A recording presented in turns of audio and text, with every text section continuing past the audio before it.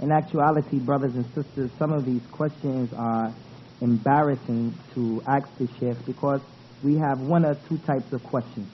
The one type is the question that has been posed to the Shuyukh for the last 5 years.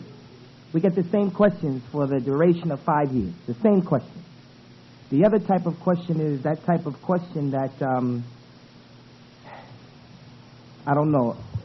When we asked the Sheikh, we said to him, listen, they're the same questions, and also some of them are very strange. He said he'll answer the questions, but we just want to, I don't know, maybe we need to get a class in the fiqh of the question, because we know that half of the answer, the good answer, is the good question.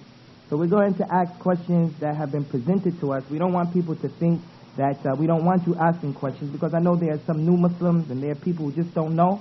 And we know that the companions used to come from far away to ask the Prophet ﷺ about wudu, about issues, and they would come all the way from the Badiyah, from the desert. So this is the job of the Sheikh, but let us inshallah try to not waste a lot of time by making a lot of questions, and some of them are really not beneficial. So the first question is, we know that the Prophet ﷺ said, I came to perfect the good character. Can the Sheikh give a brief background to why it was revealed? We know that the Prophet ﷺ said, I came to perfect the good character. Can the Sheikh give a brief background to why it was revealed? يسألك السائل يا شيخ أنه يعلم أن النبي صلى الله عليه وسلم قال إني بعثت لأتمم مكارم الأخلاق. ما سبب نزول هذا الحديث أو وروده؟ الحمد لله والصلاة والسلام على رسول الله وعلى آله وصحبه ومن والاه. مما ينبغي أن يعلم أن أسباب ورود الحديث معينة على فهمه كما تعين على فهم القرآن أسباب نزوله. فالحديث له أسباب ورود والقرآن له أسباب نزول، ولكن ها هنا فوائد متعلقة بأسباب النزول وأسباب الورود معا، وهي أولا أن كثيرا من الآيات أو الأحاديث قد تكون ذات أسباب. ثانيا كثير منها قد لا يكون له أسباب. ثالثا بعض منها قد يرد متعدد الأسباب، بمعنى أن يكرر الرسول عليه الصلاة والسلام هذا الحديث في غير ما مناسبة، أو أن ينزل الله عز وجل هذه الآية في مناسبتين، وهكذا. فلا يلزم من كل حديث يردنا أو نقرأه أو نسمعه أن له سبب ورود، وكذلك الحال سواء بسواء في الآيات. فليست كل آية نسمعها أو نقرأها كان لها سبب ورود، فإن كثيرا من الآيات كما أن كثيرا من الأحاديث لم تكن بذات سبب. وهذا الحديث الذي يسأل عنه الأخ السائل هو من هذا الباب، فهو من الأحاديث التي ابتدأ بها النبي عليه الصلاة والسلام البيان والتعليم إرشادا للناس وإرشادا لأصحابه رضوان الله تعالى عليهم فضل أو إلى فضل هذا الدين وإلى ما يدل عليه ويرشد إليه، وليس ثمة سبب ورد من أجله فيما أعلم، والله تعالى أعلم.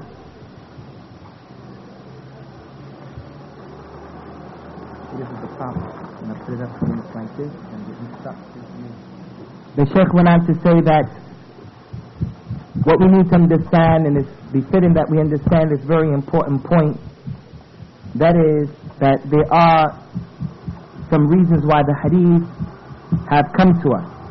And when we know the reason why the hadith has been mentioned by the Prophet ﷺ, that helps us to understand that hadith. If we know the circumstances behind why this hadith has been mentioned by the Messenger of Allah ﷺ, knowing those circumstances will also enable us to understand the hadith. And similar to it is the Qur'an. When we know the reason why Allah subhanahu wa ta'ala revealed certain ayat of the Qur'an, we also understand. It helps us understand the exact meanings of those ayat. The Shaykh went on to say that there are many ahadith in which the reason why the Prophet ﷺ spoke about them are well known to us. And similarly, there are many ayat of the Qur'an that were revealed, and we know the reason why they were revealed. But then there's something else, and this is very important because there are some benefits. There are 3 benefits that the Shaykh mentioned. And the first benefit is that there are many ahadith, and there are many ayat that have reasons that they were revealed, or reasons that the Prophet ﷺ mentioned. There are many ayat and many ahadith that there are reasons why they were revealed, or reasons why the Messenger of Allah mentioned them ﷺ, and we know about that. We know about the reasons, and we know about the incidents, and we know about the background. The second benefit is that there are many ahadith, and there are many ayat that were revealed, or that were mentioned, and we do not know about the circumstances behind why they were revealed, or why the Prophet ﷺ mentioned. And then the third thing is that there are many ahadith and there are many ayat that have more than one reason that they were revealed. Meaning what? That there will be an incident that will take place, and the Prophet ﷺ will say the same thing in those 2 different occasions. Or Allah subhanahu wa ta'ala will reveal the same ayat on different occasions for different circumstances. He went on to say that after knowing this and after understanding this, we need to understand that not every single ayat and not every single hadith has a reason that we know about. So the Shaykh went to say this is the same for the ayat of the Qur'an, also from the sunnah of the Prophet sallallahu alaihi wasallam.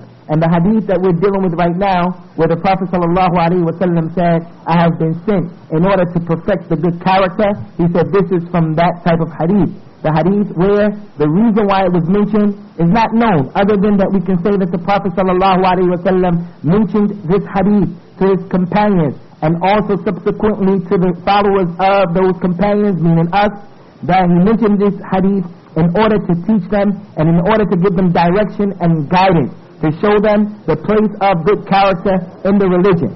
So the Shaykh went on to say, it shows us the fadl of the religion of al-Islam and what Allah subhanahu wa ta'ala wants the Muslim to be upon in terms of the good character. But there is no reason why there is no specific reason behind the mentioning of this hadith according to what the Shaykh knows, and Allah knows best.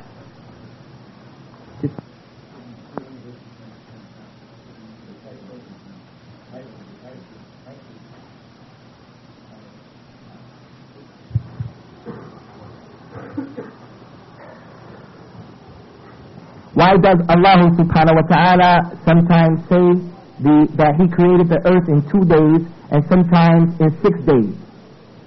ما هو السبب؟ يقول الله تعالى أنه خلق السماوات الأرض في يومين، وهناك آية أخرى بين أنه خلقها في 6 أيام.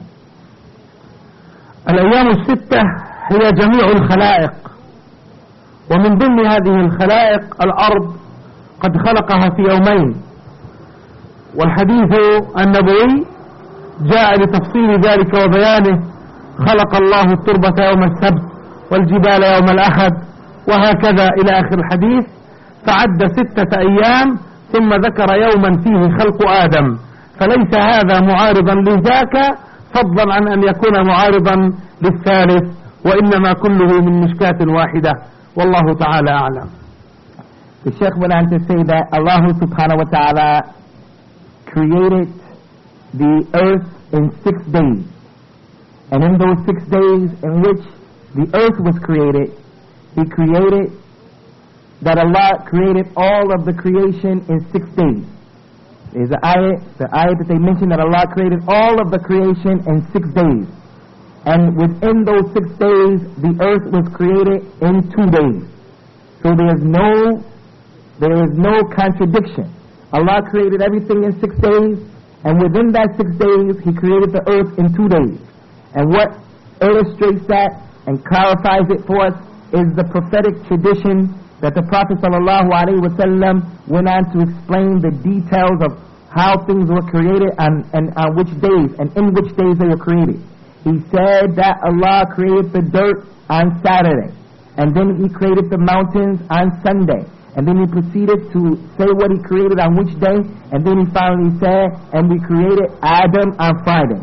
So there is no contradiction whatsoever in the hadith, and this is the way that we harmonize them, or that we make the tawfiq between the two hadiths.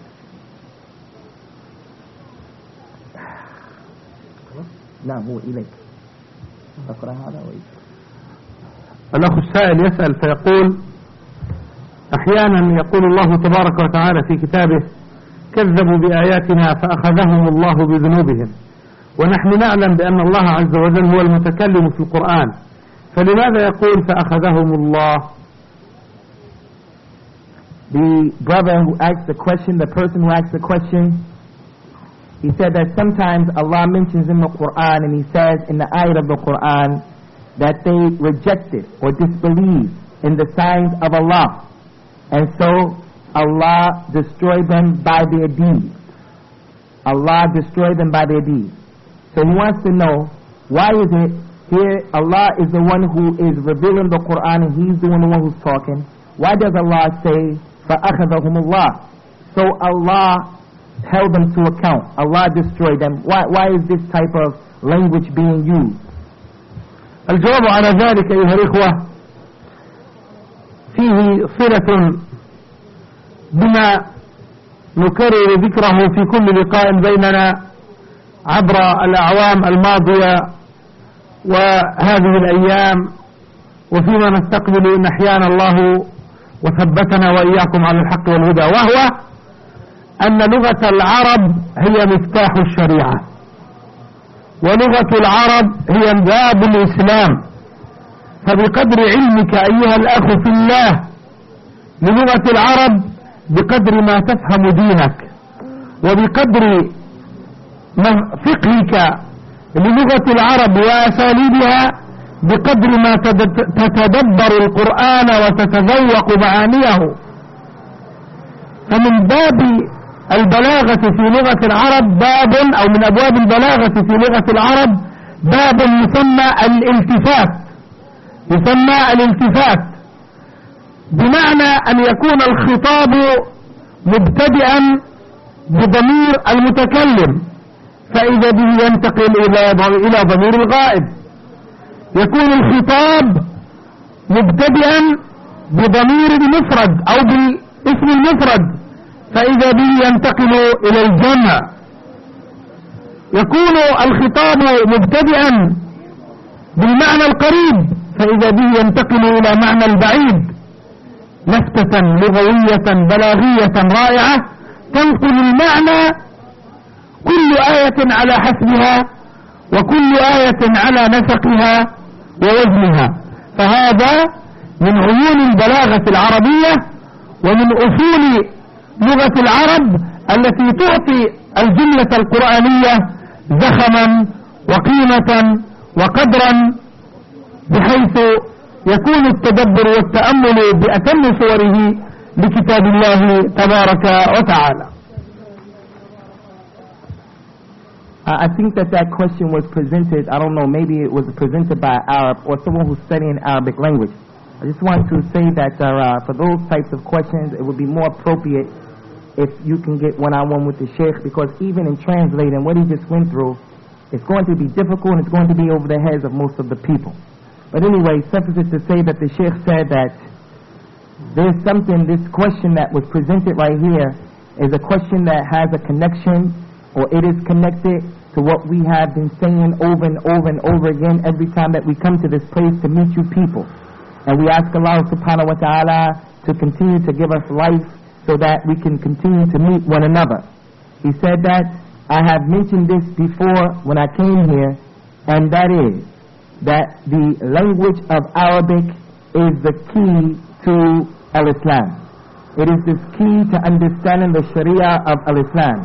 And not only is it the key, but it is also the bab or the door of the religion of al-Islam. And according to your knowledge of Arabic language, according to how much you know or how much you don't know, it will determine directly how well you understand the religion. If you're a person who understands the language, it is appropriate that your understanding of the religion also is going to be proportional to your understanding of the language. He said, according to how well you understand the fiqh of the language of Arabic, because the language has its own fiqh. He said, according to how you understand the fiqh, and according to how you don't understand, it will also determine how well you understand the Qur'an, and whether or not you will be of the people who will be blessed with having the ability to taste the sweetness of the Qur'an in its secret, because the Qur'an is impregnated with too many treasures and too many examples of these statements. So now in this issue of balagha, and balagha is one of the sciences of the Arabic language. I guess we can give a loose translation to balagha as eloquence, the ability to speak and to make your statements eloquent. You can say one thing and you just get the message across, and then you can say it another way and you beautify that statement. So this is what balagha is. In the balagha, the science of balagha, the science of eloquence, there is a science or a chapter in this science that is called al-iltifat, which means what? It is when we find like what's taking place in this ayat here, where the speaker is speaking and the damir or the pronoun that's being talked about, he did this and she did that and they went over there. That pronoun that is being used is being talked about. Suddenly that pronoun turns into the pronoun of the person who was absent. He, they, we. Suddenly it turns into the one who was present. And it was they over there, and suddenly it becomes I. And this is what's happening. In the chapter of balagha, in this chapter of al-ittifat, there is another thing where the person is talking in the singular form. And he's saying over there that I did this, and I did that, and I did that. And then suddenly he's saying in the next verse, and we did this. But he's still meaning the singular form. And also similar to it is, it's talking about an issue that is far, far away, and it's describing something that is far, far away, and suddenly it turns without any indication, without any prior giving you any reason why it's turning. Suddenly that meaning that was being talked about that's far away is being talked about, and it's close to the person.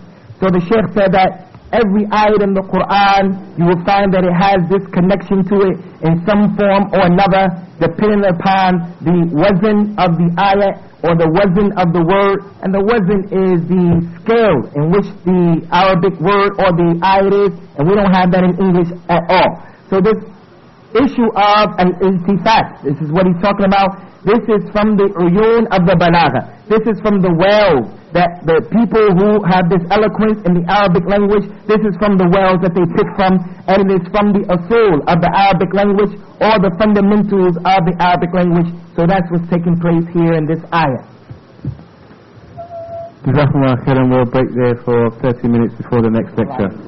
Alhamdulillah Rabbil Alamin.